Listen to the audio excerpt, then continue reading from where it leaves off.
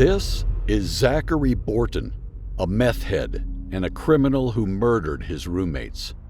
Zachary Scott Borton, a resident of Grand Rapids, finds himself at the center of a harrowing crime. He stands accused of 3 counts of murder, casting a dark shadow over the quiet town. The victims: Delmar Eugene Fraley, 80, Edward John Kanzler, 70, and Michael George Pauley, 70, tragically lost their lives, succumbing to fatal gunshot wounds. Their bodies were discovered in the early hours of a somber Sunday morning, sending shockwaves through the tight-knit community residing on Fishville Road in Grass Lake Township. Borton's troubled past adds an eerie layer of complexity to this already baffling case. As a registered sex offender, he has a history tainted by prison sentences, having been incarcerated for various crimes such as car theft and robbery. The records speak of a troubled individual who has walked a dark path. His connection to a prison gang, as confirmed by Jackson County Sheriff Gary Schutte, further deepens the mystery surrounding this grim series of events.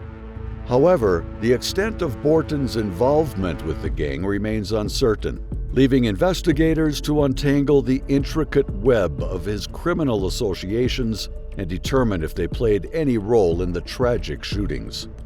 Borton found himself confined within the cold, sterile walls of the interrogation room, left alone with only his thoughts to keep him company. The suffocating silence hung in the air, thick with anticipation, as he anxiously awaited the arrival of the detective who held the key to unlocking the truth. Time seemed to stretch, teasing his frayed nerves, as each passing second weighed heavily upon his conscience. Zachary. Yeah.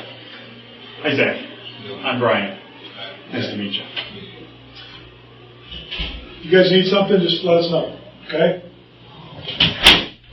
I'm a detective from Jackson County, so I just want to talk to you a little bit, just to get your side of the story. I always know there's 2 sides of every story. Detective Brain entered the interrogation room with a confident demeanor, introducing himself to Borton. With a friendly tone, he acknowledged the age-old truth that there are always 2 sides to a story. Without wasting any time, the interrogation commenced. I have been present with you before or during any questioning. If you want a lawyer but cannot afford one will be appointed to represent you at public expense. If you if you waive your right to remain silent and later wish to stop answering questions, the questions will stop. If you waive your right to have a lawyer present and later change your mind, the questioning will stop until you have talked with your lawyer. Do you understand your rights? I understand. Given these rights in mind, are you agreeing with talking with me today? Yeah, as long as I get to see my wife. I mean, I'm not going to talk. I'll do it as long as Grand Rapids cooperates with that. I have no issue. All right, I'm not going to talk until I hug her, though, because I know how that goes. Like, I mean, she could say, you could say, I can try to do whatever I can. You already got statements. Well, where is she at right now? She's in Grand Rapids, not too far from here. Okay. We talked, so, I mean, the detective, or not, I don't know if it was an officer that was sent by the detective, told her that they can make sure that we can hug and we can say bye to each other and stuff. Can you take my word on it if I talk with him? No, I'm not going to confess to nothing until I understand that. Will you take my word that I'll get you a hug and get you to talk to her if I can get them to agree to it? I don't know that I can get her right this second here. Well, I'm just saying I'm not going to, I mean, how does that work? I mean, you can say anything, I mean, but, you know what I mean? It's not, that's like we're at a standoff because, like, I could say anything and then it's like, oh, well, I tried. Or they said they were going to, but this. You know what I mean? So that's the only thing that's important to me is I know my life's over. Okay. So I want to hug my wife goodbye. I want to give her a kiss. I want to talk to her for a minute. And they already said I could do that. Okay. That was one of the reasons I came in cooperatively. Okay. So, I mean, I just want that. And once that's fulfilled, so I know I'm not being bullshitted because that's already been told to me. My wife's not going to lie. And say they said that I can hug you and see you with that. I totally 100% believe that, and I totally will tell you that I would let you do that. Well, I mean, I believe you would. I'm just saying, I don't think much. Let me see if I can get that arranged. All right, thank you.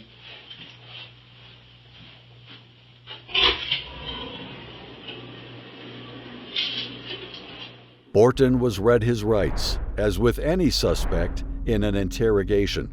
He was already familiar with this, as he is not a newcomer to things like this. Looking back, Borton's past offenses paint a troubling picture. In 1994, he faced conviction in Jackson County for car theft, armed robbery, and felony firearms charges.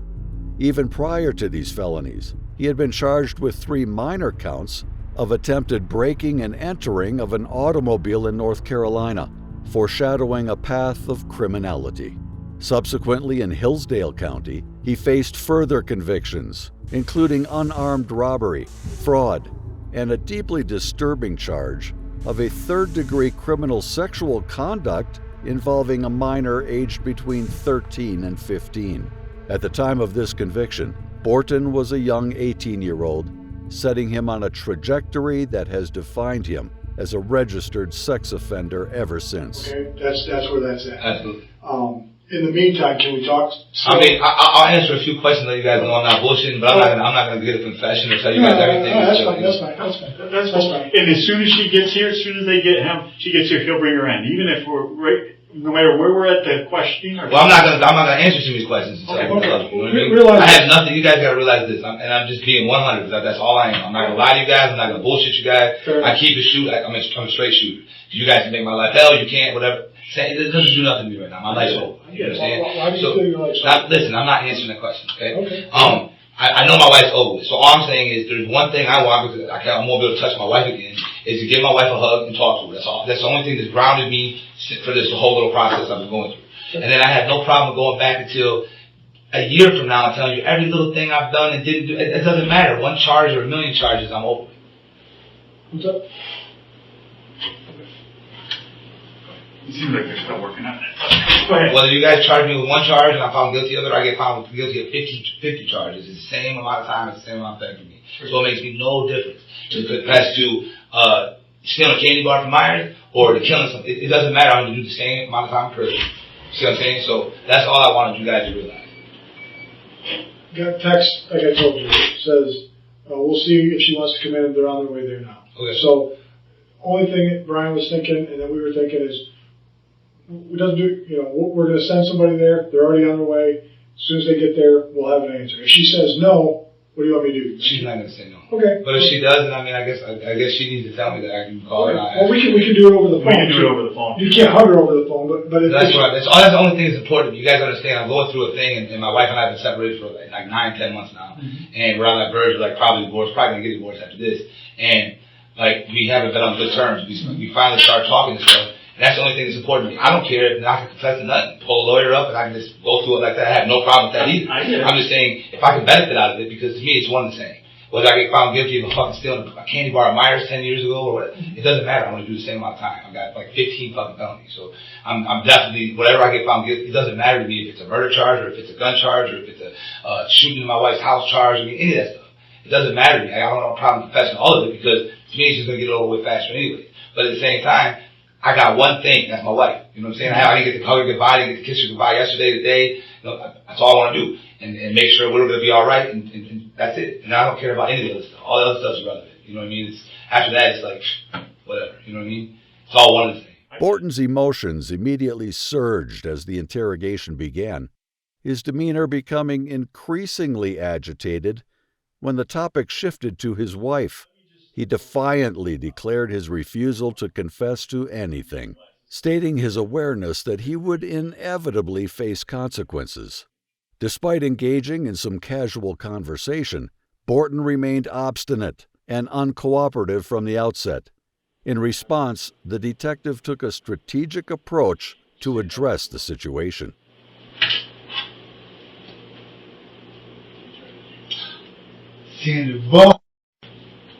Hi, Papas. Hi, Papas. I can't play it. Daddy have kisses. Oh, that's a good kiss. You playing your game?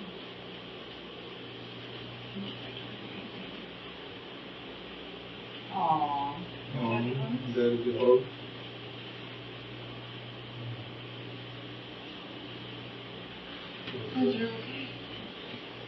Hi, Papas.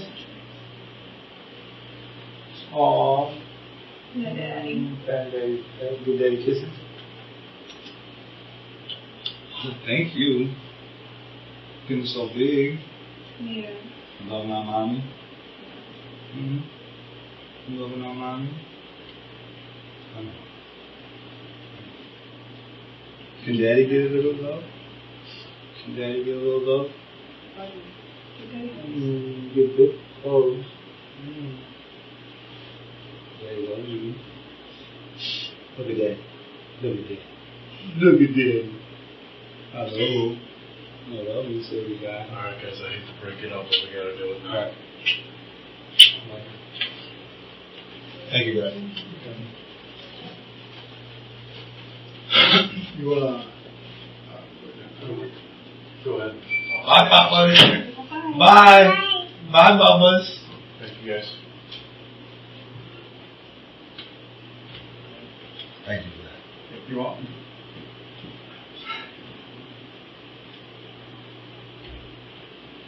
He's a cute little dude.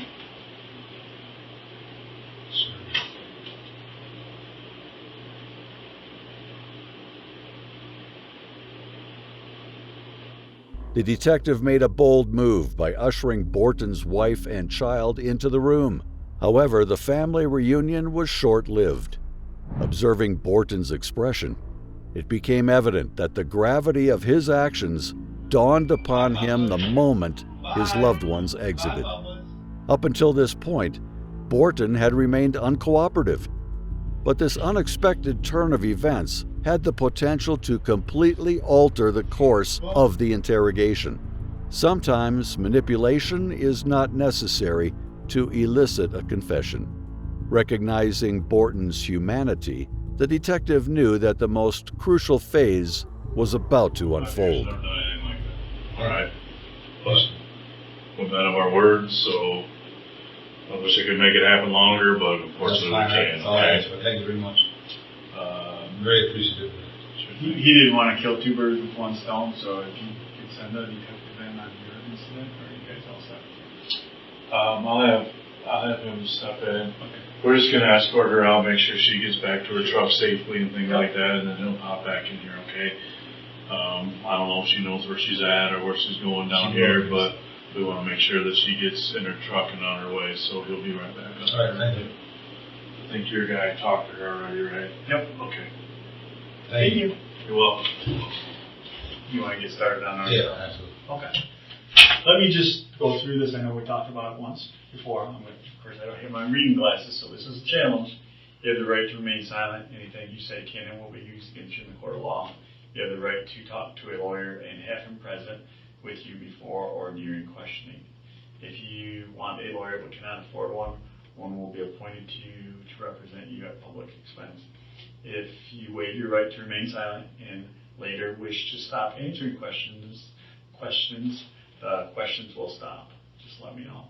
If you waive your right to have a lawyer present and later change your mind, the questioning will stop until you have talked with that lawyer. Do you understand these rights? Yeah. Okay. Are we okay to talk? Yeah. Okay. So tell me what happened with the on Fishville. Polak had been like, that's Mike. He had been high. I think he smoked crack or something. I'm not sure. Mm-hmm. But he was like noised out, and he kept coming in the back bedroom where I was staying, and like waving a pistol around and saying, "Who's in here? Who are you talking to?" I know somebody's in here, and then like the second or third time, I mean, I kind of got insulted because it was more like, if I want to have somebody in, I'd have somebody in here. Which bedroom are you talking about? If you go in the front door, there's a bedroom. So back right by the fireplace or whatever, there's a bedroom right there to the right. You know what I'm talking about? Yep. And then to the left, there's a I guess it'd be a front room, a big ass front room. It's almost like a family room. Yep. And then so in the bedroom right there on the right, when you first go in, that's the only other bedroom he's on the main floor. And so he kept waving the pistol. He'd come in with the pistol, he wouldn't wave it, like then point it at me. Like at one point, I think like the second time he came in or something, he kind of waved it towards me. I was like, don't point a fucking pistol at me or some shit. It's just kind of like a guy's like back and forth. You know what kind of pistol it was? Yeah, it was 38. Okay. So he he comes in there with that, and he's like kind of waving around. What was he upset about? Because you had somebody. Well, he thought I had somebody in there, Okay. but I didn't. And then I found out like the third time. I want to say it was the third time he came. He kept coming in there like, who's in here? And I was like, what the fuck? Like maybe 15, 20 minutes. Who's in here? I'd be half asleep. And I'm like, so like the third time or something, he's like, I know she's in here. I said, who the fuck are you talking about? And he said, which is like a girl that comes there every once in a while. It's, she's messing with another biker or whatever, But he's kind of like her. He's kind of like infatuated with her, like kind of like want to look after. I don't know, like some weird thing. I don't know. He wasn't having sex with her, so I don't know. Some weird thing. To everyone's surprise, Borton immediately began speaking as soon as he laid eyes on his family. It was as if their presence had a profound effect on him, instantly sobering him up. The sight of his loved ones seemed to ignite a newfound sense of clarity within him. Gone was his previous obstinance and uncooperative demeanor.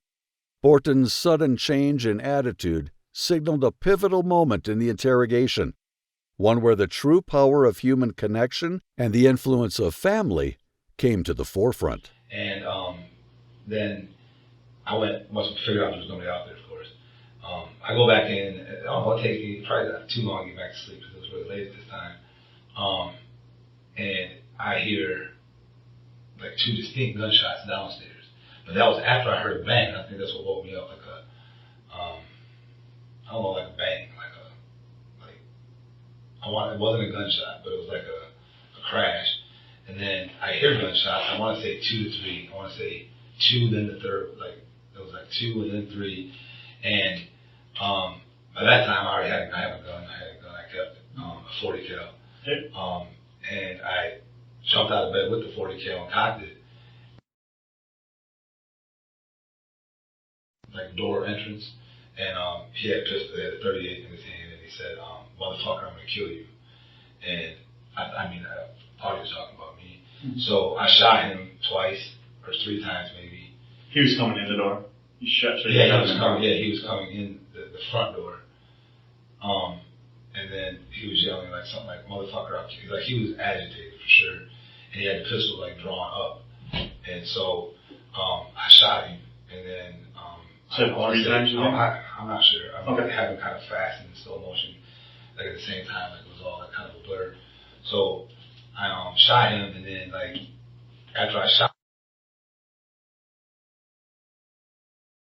it was a gun, but it wasn't. After I looked closer, I just know it wasn't a gun. He was coming out of the back, and so I turned towards him and shot him, or at him rather. I don't know if I hit him the first time because he turned. And when he turned to like kind of get away, I kind of ran back towards him. And then I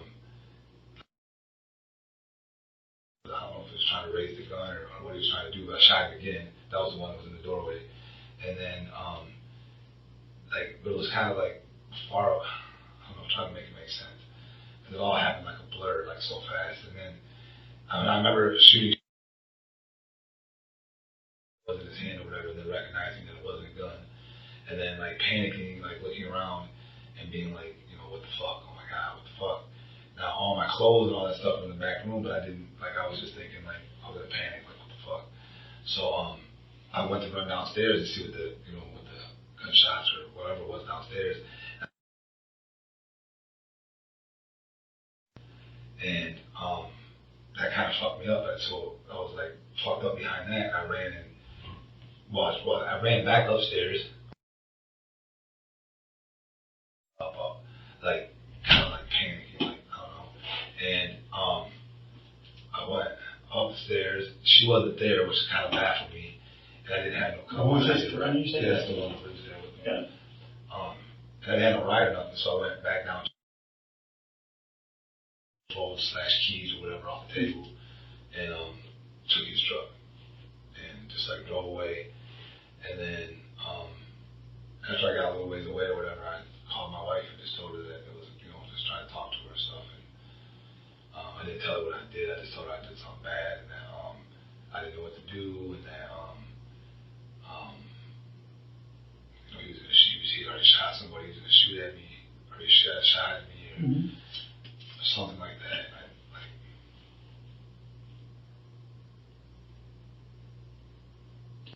Borton proceeded to recount the events of the shooting, describing how he had fired multiple shots at the individuals involved. Door. I'm not, I mean, like I said, I wasn't there. I wasn't sure. I just know I heard a bang, but it wasn't a gun bang. Okay. And then I heard, so I mean, for sure two, like at least two. I want to say two and then a third, like a two and then a pause and then a third gunshot. Do you think he knew what he was doing, or do you think he was like wigging out and thought it was someone who broke in? Well, he'd been wigging out the whole. You know what I'm saying? He'd been wigging out like the whole night. He'd been like. So you think he didn't know? Blur, like I Sure. didn't think. That's when I first heard the noise, you know, what's going on. And then I just kind of like, I seen that he was like on the steps to go down to his house. So I left, right? I mean, I went right back upstairs because the side door is right there, like where they put you out to the driveway. I left the door, I went out to go check on him. And I seen like, almost immediately, you know what I mean? Like I seen that he was on the steps. So I ran back upstairs to see. So was he all the way up the top of the steps, or was he like halfway up? I want to say like mid step. Okay. I don't think he was all. Was he conscious, or? No, he wasn't conscious. Like he had like his like face was opened up and stuff. You can tell he got like shot, like close, like I don't know, like. Borton attempted to weave a narrative suggesting self-defense as the motive behind his actions. According to his account, he claimed to have been woken by gunshots originating from his roommates. However, he admitted the possibility of mistaking a pipe for a firearm in the midst of the chaotic situation. It became evident, though, that the police had not discovered any weapons or pipes near the lifeless bodies. Borton's story appeared convoluted and lacked credibility, particularly considering the context of the incident being a meth house. As the investigation unfolded, the murky details surrounding his self-defense claim further cast doubt on the veracity of his words. Did you pass any police officers like in the area? Were we getting in the area, or did we get there quite well? I took right off. I panicked and I just tried to get out of there. And Did you go north out of there, or? I went when you turn off the driveway, you go right. Okay. So you go down that way, and I remember taking a left, and I honestly couldn't tell you what direction I drove after that because I was just like befuddled. I was fucked up. I waited for a little while, then I called my wife. She kind of grounded me a little bit. When you got to Grand Rapids, were at 9 o'clock or so, where did you go? Tried to go to his mom's house, and she wasn't home. And I tried to go to one of our mutual friends' house, and he wasn't home. It was Sunday, for God's sake. Where was everybody at? Church? I was thinking the same thing. It was early too. It was 10, probably 10, because I sat there and talked to my wife for like an hour in the parking lot. Mm-hmm. Then this is after I went to Kent home, and then was that after or before? No, it was before. So then, when you went all those three places, nobody's home. Where did you end up? Right where you guys found me at on 2nd Street. Okay. 3rd Street. No. I went to a car park first on Post Drive. Parked there, but there's a lot of traffic coming in and out. So, I didn't want to stay there. So I ended up going to.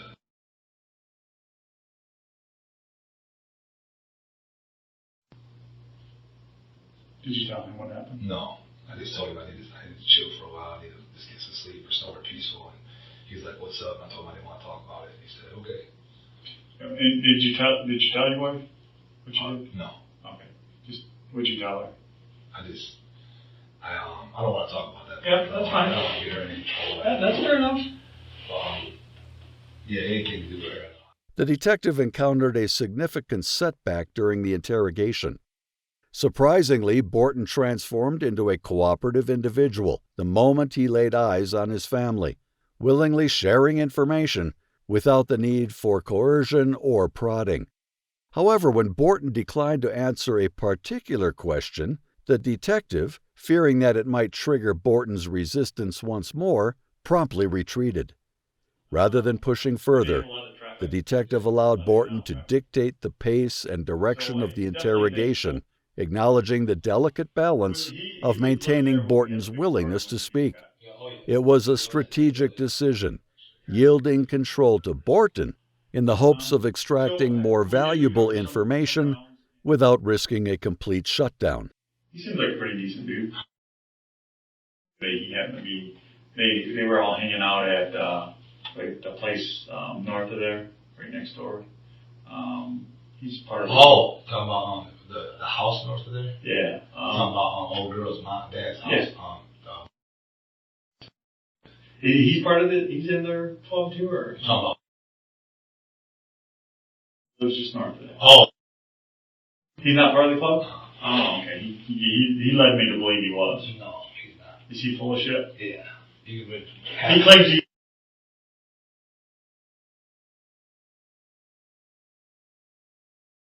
Like, well, why haven't you told us? Oh, it was so dark I couldn't see who did it. Right. Okay. He was kind of full of himself. Him a little bit. He seemed pretty down to earth guy. Is that a pretty decent club? I mean, motorcycle clubs you hear are kind of rough, but those guys all seem pretty decent. I mean, besides just having drug habits, I mean, that's Sure. about it. And every motorcycle club. Right. They didn't really cause no problems or having any like real beat. I mean, there's people coming out there, but it's mostly because the girls they protected, not them. You know what I mean? It's like girls that have problems with guys that come out there and then make sure the guys stay away from them or whatever. So we did recover some rounds in each one of the individuals. We found some casings. A 38 is probably not going to eject a casing. It's typically a revolver. I'm assuming that was a revolver. So we'll be able to match up, and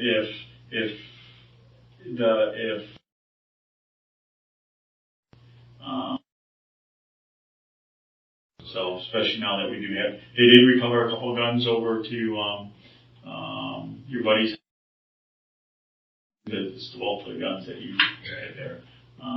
You said they were behind a Blue, like futon, like both of them. Yeah. Yeah, that's where they found at least the 40, and I'm assuming they said they found two. They were guns. wrapped up together. So. Okay. So anything else you can add, or anything you want to add? I mean, that I can think of like right now, like it's still like blurring in my mind now. Just trying to like replay that shit. It's just like. I bet. And pretty much everything you told me appears to be pretty accurate. Obviously, we were in the belief, and I don't know that we're not in the belief. The ballistics will tell us that. Oh, absolutely. They'll tell us if your gun wasn't used, then I got to think that. Right.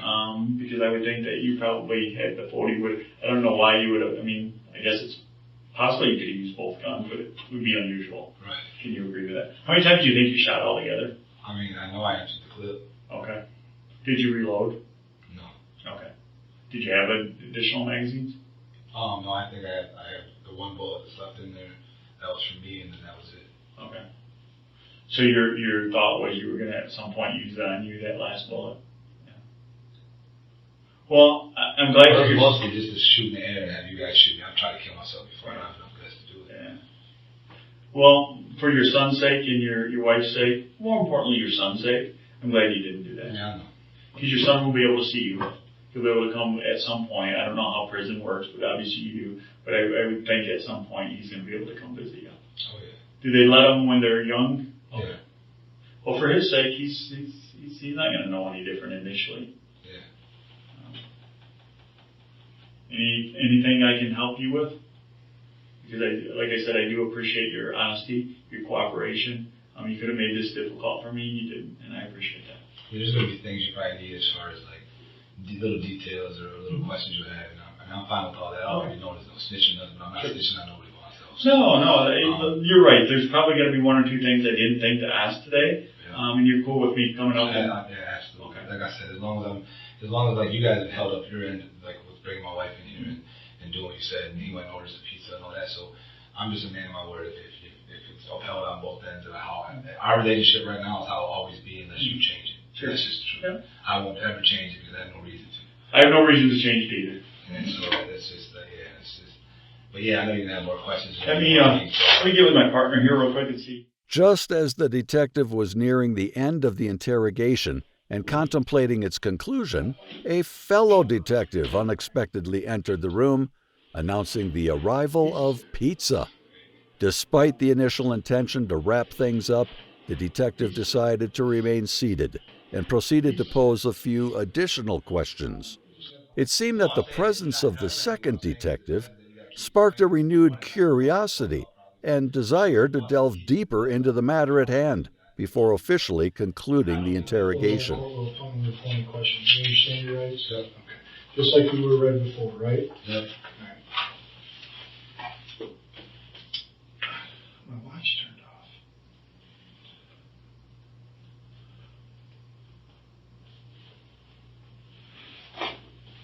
I'm going to be brief because I'm not, you know, we were listening, I was listening, I've been in here talking, and you've been straight up. I got a question for you.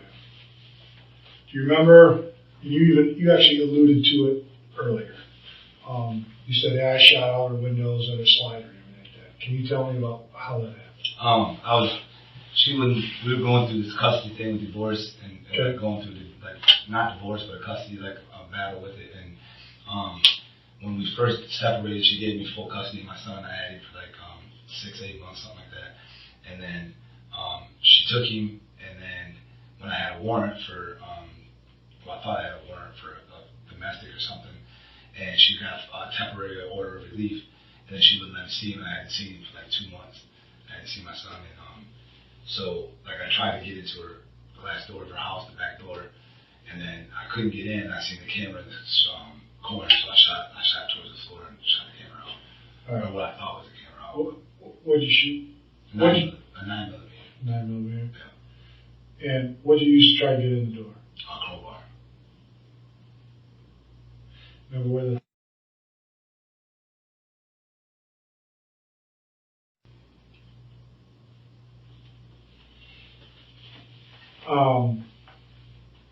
nobody was hurt? No. Did you ever get in? No. Just shot the windows? There was just that one window, yeah. Window? Okay. Yeah. That was after I broke it with a crowbar first, though. Broke it with a crowbar first and shot it. Yeah. Is that 9mm one of the same ones that was used? Do you know where that gun is? No, I don't know where offhand. Where's that? Okay. And, I mean, any idea? Somewhere in Branch County. Branch? Yeah. How come Branch County? Just that's where I was messing around out there, and I gave it to one of the guys out there when I got my 40 cal. Okay. So you traded basically. I had the 40 cal for a while, and I was like, want to keep this 9, let me keep this 40 cal. He said, all right. Okay. Fair enough. Can you tell me what happened? You were driving an Excursion, and Amanda had an Explorer, maybe? Mm-hmm. Tell me what happened. It happened right around the same time. It was, she had my son, I hadn't seen him. I was pulling into a park to go smoke a blunt, roll a blunt up, and she was coming out of the park. I knew she'd be in that area usually because she exchanged kids with her other baby daddy at that time or whatever. So I used to be in that neighborhood a lot, just kind of seeing if I could catch her or something with my son. Because we was playing mostly snatching at that point. She didn't have a temperate, she didn't have a custody order or nothing. So it's whoever has custody of me has custody of me. If you leave him at a babysitter and I come and get him, then I got custody, which is fucked up to him, But I hadn't seen him, so I seen her and I seen the baby seat in the back, so I kind of ran her off the road, and because I was gonna try to get him out of the truck, steal my son back. But people started calling out and stuff, and I took off. Did you ram the vehicles? Yeah, I ran. Yeah. So that's why I got her off the road. I hit the front of her vehicle and pushed her to the side. Okay. Those are the only ones I was going to touch base on. I don't even know if they're worth it. You know what I mean? I'm not going to lie to you. You know the totality. You know the enormity of what's going on. I know you said, did you tell, I literally, the pizzas were here. Did you tell them where the guns are? Yeah. Where are they? Wrapped together in a black shirt. Yep. I told him where the car was at too, but he said you guys already knew. We already knew where the guns were too. I already knew. You'll find that he and I usually ask questions that we already know the answers to. That's what I do too. That's what I tell them online. Bam. Before, I'm not just going to come in here, ask 10 questions and leave. Is there anything else you feel like you want to get off your chest? Is there any more charges? Is that 2 charges? And is that the only charges I got, I think? No, I can tell you this. I don't know everything. I know you got some previous warrants. Okay. And some of them are for some of this, and I don't know everything. I honestly haven't run what all your warrants are. Okay. But I can tell you that at this point, my sergeant, me, this sergeant, kind of made a determination that the most important thing to address currently would be what happened in Jackson. Right. So you'll probably go to Jackson, maybe. In stark contrast to the previous detective, the newcomer exuded an air of seriousness and determination. Unfazed by the nearing end of the interrogation, this detective proceeded to ask a series of critical and probing questions, unafraid to push Borton for more information. The intensity in the room escalated as the detective delved into the heart of the matter. However, after an intense line of questioning, the detective eventually wrapped up and left the room. With the interrogation now concluded, the long-awaited moment arrived as the pizza was brought in, allowing Borton to finally eat and unwind. Following his confession in the interrogation, Zachary Borton was sentenced to 2 life sentences with no possibility of parole. You're going to go in the front door of the Reception and Guidance Center? All things being equal, they'll take you out in a black bag on the way out, Judge McBain said to Borton.